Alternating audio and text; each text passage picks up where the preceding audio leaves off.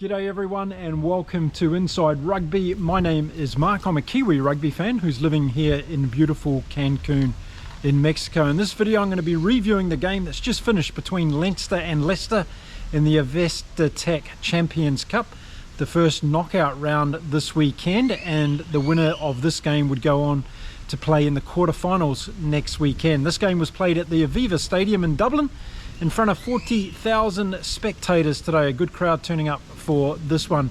The referee of the game was Pierre Baudet from France, and we had a very good game expected in front of us. Were Leinster going to be able to continue their great form?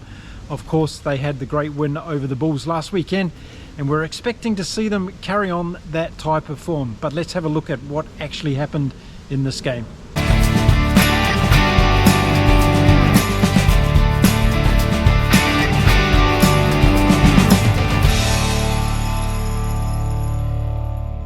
Minute of the game, the first real opportunity came the way of Leinster, and they broke out from their back line. James Lowe got the ball and had an opportunity to kick down the line and try and regain the ball inside of Leicester's half. Unfortunately, Lowe put the ball out on the full, and that came to an abrupt end. A good opportunity for Leinster that wasn't capitalised on. In the third minute of the game, the opportunity came the way of Leicester, who got a penalty, and Andre Pollard decided to take a kick for touch, putting Leicester right down on attack deep in Leinster's 22. In fact, it was an 8-metre line out, so a great opportunity for Leicester to try and put some pressure on Leinster, and that's exactly what they did with the next play. And it was that man, Andre Pollard, that went over for the first try in this game in the 5th minute, and it was after a really good build-up from Leicester. The ball went through the hands on a number of occasions, then Cronin got the ball, did a great pass to Jasper Wiese, and then the ball came back into Andre Pollard, who went over next to the sticks, and it was an easy conversion to him. So just after 7 minutes of the game, we had Leicester in the lead by 7 points to 0. So in the next 5 minutes of the game, it really showed how clinical Leinster are this season in the way that they play. First of all, in the 9th minute, they got down and they got a penalty opportunity. Ross Byrne kicked the 3 points over, brought Leinster back to 7-3 behind Leicester at that stage. So it was in the 13th minute of the game where Leinster got their first try. It went to Gibson Park, but it was after some great work by Joe McCarthy, who drew Gibson Park in for a great pass. And Gibson Park was going to start off in this game on fire. He was showing though just how important it is to support the player who's running with the ball and be in the right position so you can actually set up that pass, and that's exactly what McCarthy did. Ross Byrne didn't miss the conversion, and all of a sudden we had Leinster in the lead, even though Leicester had been apply a lot of the possession of this particular game up in this stage. So with the conversion being successful from Ross Byrne, we had Leinster out to a 10-7 lead, and they looked good for that as well. What was really showing in this game was their support play, and that was going to be something that would carry on for the rest of the first half. Now, we'd seen a few scrums in the game up until this stage. They were very messy indeed, and more than anything else, they were taking up time on the clock. So we really need to have a look at the laws around the scrums, I think, because they're taking too much away from the game. We can't get rid of the scrums, I believe. They're a part and a very important part of the game of rugby, and a lot of history associated with scrums, so we need to find a way to make them faster. There's too much time being wasted, in my opinion. Let me know in the comments what you think about the current state of scrums in the game of rugby. Now, the Leicester Tigers weren't really capitalising on the opportunities they had early in this game. As the first 20 minutes went by, they were giving away penalties at critical times when they were trying to get on the front foot. They were getting a little bit more possession than what Leinster were getting, but they weren't able to capitalise and really take the opportunity over there. The lineouts were good on behalf of Leicester, but the scrummaging was letting them down. And as I said before, as the game got underway and got really into the meat of the first half, we started to see how clinical and ruthless Leinster are when they get the ball. So a team like this doesn't need to win all the possession in the game. They know how to do it when they do get the possession, and they can crack any team from any position on the field, and I think that's where this Leinster team is extremely dangerous from. So it was no surprise again in the 23rd minute of the game where we saw another brilliant Leinster try. This one was started by Gibson Park. He passed the ball out to Dan Sheehan on the left wing. He drew the player on the last line of defence, put the ball back into Gibson Park, and before we knew it, within 24 minutes of this game starting, Gibson Park had scored 2 tries and put Leinster out of reach of Leicester at this early stage. Unfortunately, Ross Byrne wasn't able to get the conversion over, so the score stayed at 15 points to 7 in favour of Leinster after 25 minutes of the game. But the way Leinster were building into this game, I thought there was still a lot more points to be scored. But around the 28th minute mark, Leicester again went on to the attack. Several phases of play and ended up getting a penalty, not releasing the ball as far as Leinster was concerned, so a good penalty kick opportunity. And this is what Leicester started doing in this game. They started keeping the scoreboard fairly close, or at least so they were in striking distance. Pollard came up, got the penalty over, and we saw the scoreboard come back to 15 points to 10 in favour of Leinster after 28 minutes of the game. And then on the 30th minute mark, Leinster went in there for their 3rd try, and to that same man, Gibson Park, got his 3rd try, but the work was done by Osborne, who put Gibson Park through the gap and allowed him to score under the post. It was a very good try by Leinster, and again, clinical is one of the words I would come up with in terms of describing this Leinster outfit when they really get on the front foot. They get their opportunities presented to them and they leave no stone unturned when it comes to scoring and finishing off these tries. I've been very impressed with Osborne. Seeing I've been watching him so far this year, I think he's playing very, very well at inside centre, and it was another occasion here where he beat the defence, got the ball out to Gibson Park, and Gibson Park was able to go in for his 3rd try within 30 minutes of the game starting.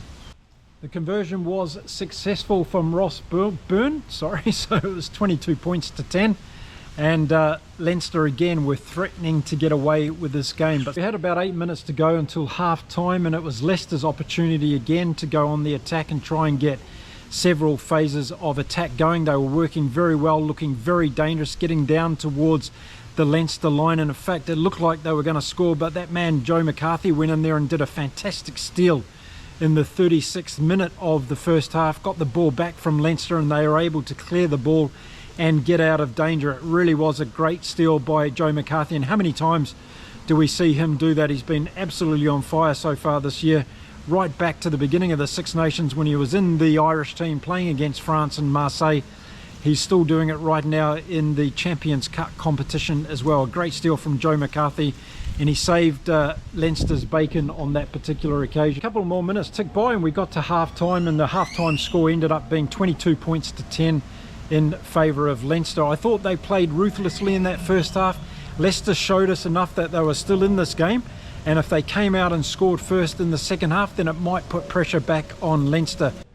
Now, it was an interesting first half as far as I was concerned. I thought Leinster was going to run away with it at one stage, but I was listening to Brian O'Driscoll during the week, and he was saying that he feels as though this Leinster team hasn't really hit their top gear yet. Well, they've been playing very, very good rugby, and last week I thought they played exceptionally well against the Bulls. He feels there's still something to go in this Leinster team, so I was interested to see whether they were going to kick on with it in the second half. I thought that Leicester had to come out, score first in the second half, really to put pressure on Leinster and give them an opportunity to prove who they were when they were in these tighter games. Don't forget, Leinster's been scoring lots of points in all of this in their games this season. It's been difficult for their opposition to score a lot of points against them. Their rush defence, Nienaber's got them working very, very well on that, and again they showed that in the beginning of this game up until half time. Gibson Park was a standout player in that first half, but he was ably supported by a great bunch of forwards. Doris is playing fantastic, of course, at the moment. Van der Fleer was also brilliant in that first half, and to think that you've got someone like Jack Conan sitting on the bench to come on in the second half, this Leinster team has a star-studded lineup, that's for sure. As I said, the scrums were a mess though, and Porter was having trouble in the front row, and this is something I've talked about that needs to be looked at for Ireland before they go to South Africa in July. I think they need to get that scrummaging sorted out, and we saw how that changed around in the second half. On the Leicester side, I thought Carter did really well in the first half. Van Portevele was playing well in halfback, and Andre Pollard was doing his normal steady self and also scoring that try in the first half. But for me, whenever Leinster got the ball in that first half, they looked dangerous, they looked ruthless, and they were able to finish off the opportunities that they got. So even though Leicester was getting more possession in that first half, if they were able to do that in the second half, they needed to make sure that it was going to count. Okay, let's have a look at the second half and see how that unfolded. Well, we had to wait for 3 or 4 minutes of the second half to see any real action, and it was Leicester who were on attack first.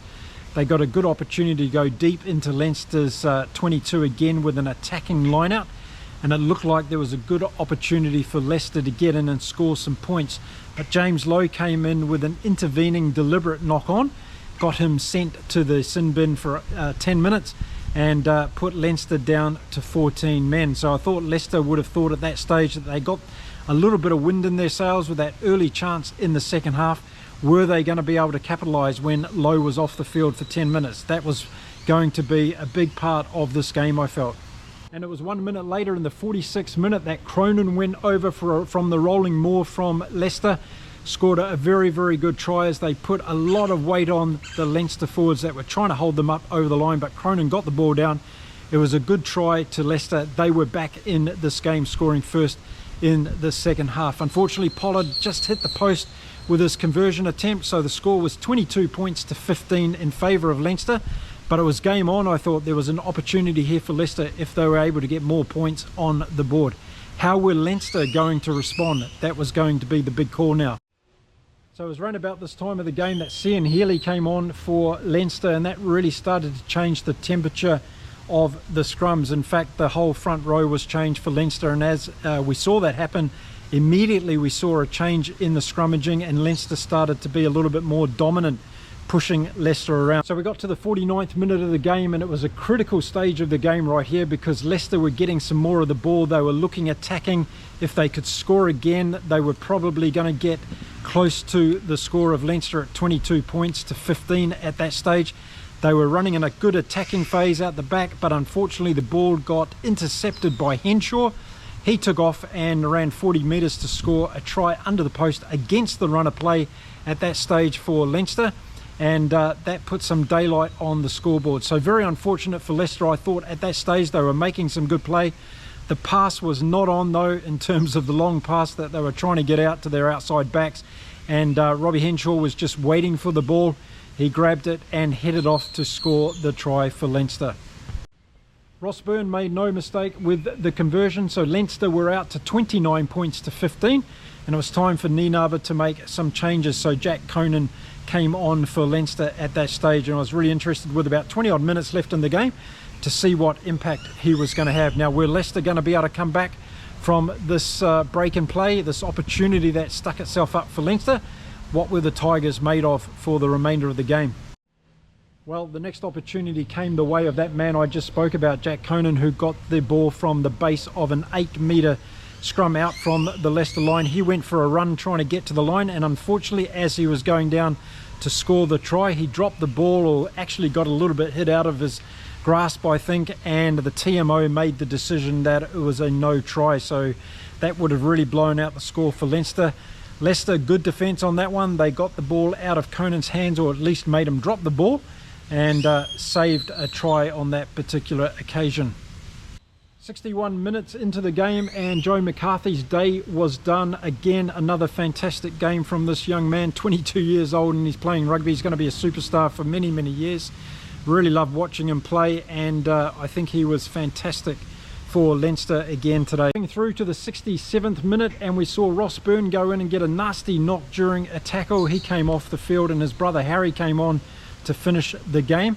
But at this stage, it was Leicester who was looking like getting back into the game, and this was the difference between Leinster of this week versus Leinster of last week. As far as I was concerned, against the Bulls, they were clinical. They went the full 80 minutes, but in this particular game, they started to have some problems in the second half, and I think that's because Leicester started playing better in the second half as well, starting to choose and vary their play a little bit. Pollard put a couple of kicks over the top of the defence, breaking up the Leinster defensive rush, and it started to put a little bit pressure on their backline, which was interesting to watch. So after that first 30 minutes of the dominance that Leinster had in the first half, Leicester came back into the game, and we got deep into that second half where I thought they had a lot of opportunities. But again, the big difference between these two teams, the clinical possession of Leinster was the big difference again today against Leicester. When Leicester got the ball, they weren't as clinical and ruthless in finishing off. We saw a few drop passes, we saw a few balls going behind the player from Leicester that really set them backwards as they were trying to attack towards the Leinster territory. And if that was on the other hand, with Leinster attacking, they were finishing the balls off and scoring tries as a result of it. So I thought that was one of the big differences in today's game. And then with 10 minutes left on the clock, we saw that Mac Jack Conan actually get the try that he wasn't awarded last time, and this was set up by Osborne, who did a great pass to Ryan Baird, and then Baird was able to find Conan running in for the try. So it was a fantastic try to Leinster. They fully deserved that one. Well executed once again. The skill level of this team is very, very high. The conversion was put over by Ross Byrne, and as a result of that, we saw Leinster skip out to a 36-15 scoreline with just 7 minutes left on the clock. With 7 minutes left in the game, Gibson Park was sent to the bench to have a rest for the rest of the game. Looking forward to next week, I'm sure. Jacques Nienaber, so he took off Gibson Park. Murphy came on as his replacement. In his first handling, he made a little bit of an error when it was under a high ball, but he will be able to move on from that, I'm sure. So we thought the clock was probably going to run down, but there was still something left in this game for Leicester. They got on to attack. They got a defensive line-out opportunity where Leinster were throwing to the line. The call was totally messed up.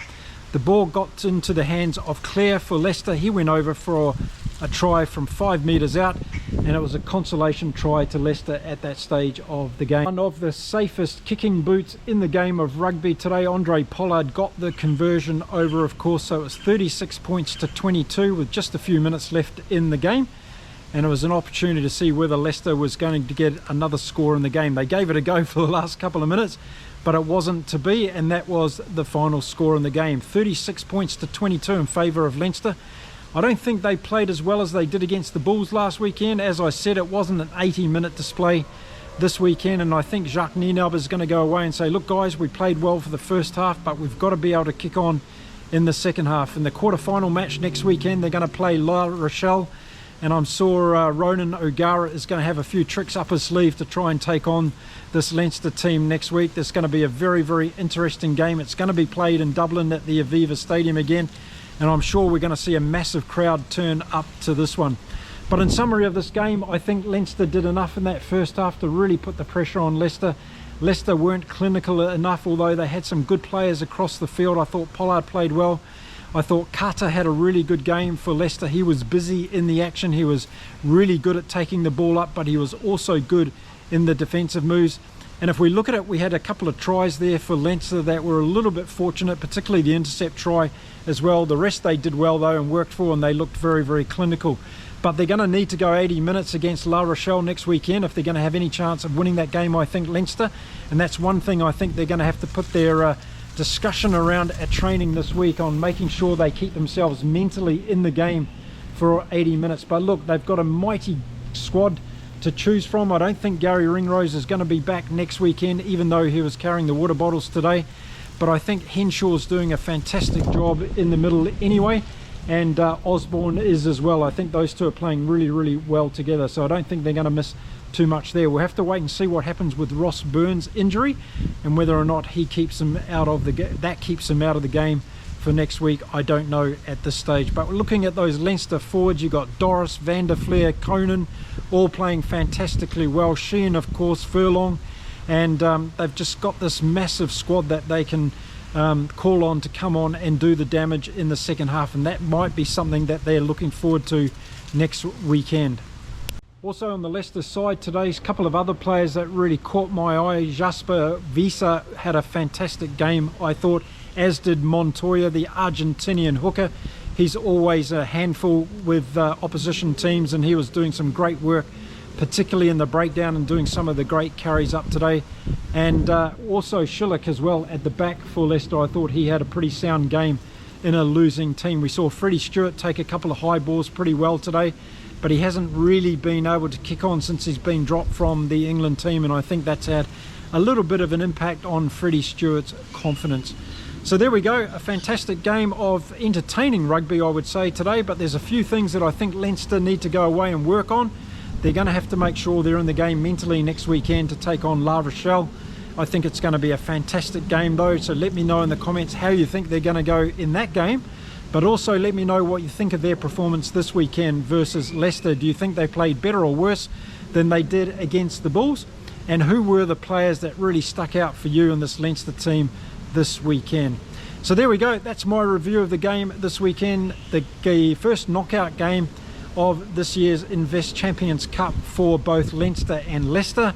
We'll be saying goodbye to Leicester now, and we'll watch Leinster again next weekend. I'll be back again very soon with some more content right here on Inside Rugby. If you enjoy my content, why not hit that subscribe button? Doesn't cost you anything, does me the world of difference. And don't forget to give this video a thumbs up as well, and drop me your comments to do anything about this particular game. I'll see you all again very soon, but for right now it's time to say adios from beautiful Cancun in Mexico, and just keep enjoying your rugby this weekend, everyone. Bye for now.